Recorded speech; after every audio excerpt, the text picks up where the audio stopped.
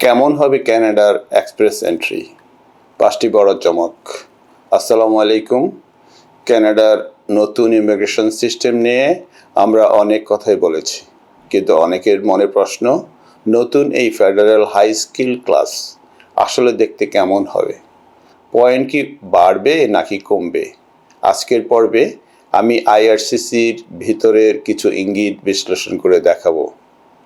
নতুন এই সিস্টেম আপনার জন্য কেন আগের চেয়ে সহজ হতে পারে, বিশেষ করে যাদের বয়স 35-এর বেশি বা যারা কানাডায় অনেক দিন ধরে কাজ করছেন, তাদের জন্য থাকছে সুখবর।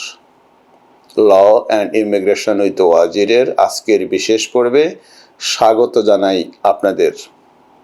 যে 5টি বড় পরিবর্তন যা আমরা আশা করছি, প্রথমটি হচ্ছে একক পয়েন্ট সিস্টেম, ইউনিফাইড পয়েন্টস।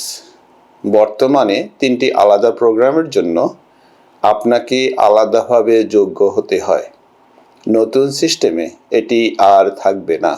সবার জন্য থাকবে একটি সহজ এবং একক নিয়ম। এতে আপনি এক প্রোগ্রামে যোগ্য হয়ে অন্যটিতে অযোগ্য হওয়ার ঝামেলা থেকে মুক্তি পাবেন।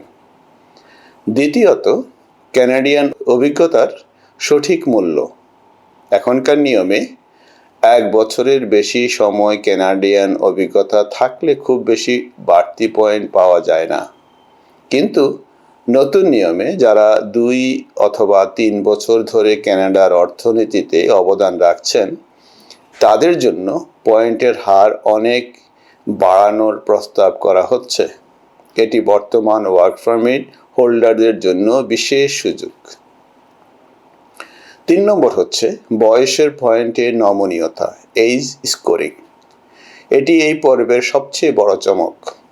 বর্তমান সিস্টেমে 35 বছর পার হলেই পয়েন্ট অনেক কমে যায়, কিন্তু সরকার বুঝতে পারছে যে অভিজ্ঞ পেশাজীবীদের মূল্য অনেক বেশি। তাই নতুন ফ্রেমে বয়স একটু বেশি হলেও আপনার কাজের অভিজ্ঞতার বিনিময়ে সেই পয়েন্ট পুষিয়ে দেওয়ার সুযোগ রাখা হতে পারে। চতুর্থটি হচ্ছে নির্দিষ্ট পেশার সরাসরি এন্ট্রি।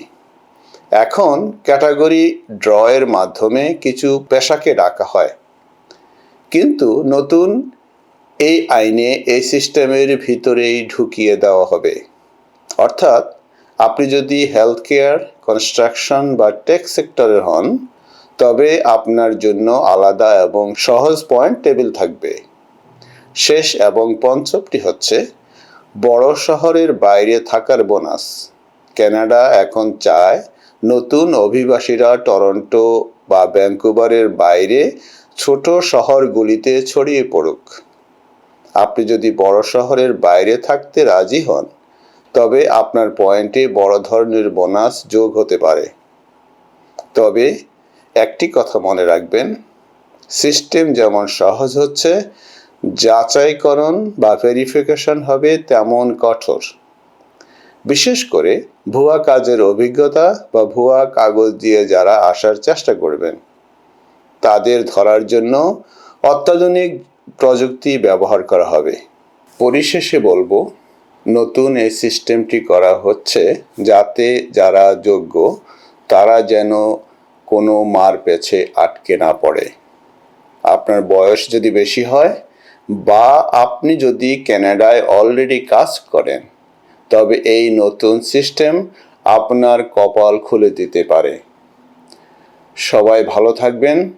কানাডা ইমিগ্রেশনের যে কোনো আপডেটের জন্য আমাদের সাথেই থাকুন। ধন্যবাদ।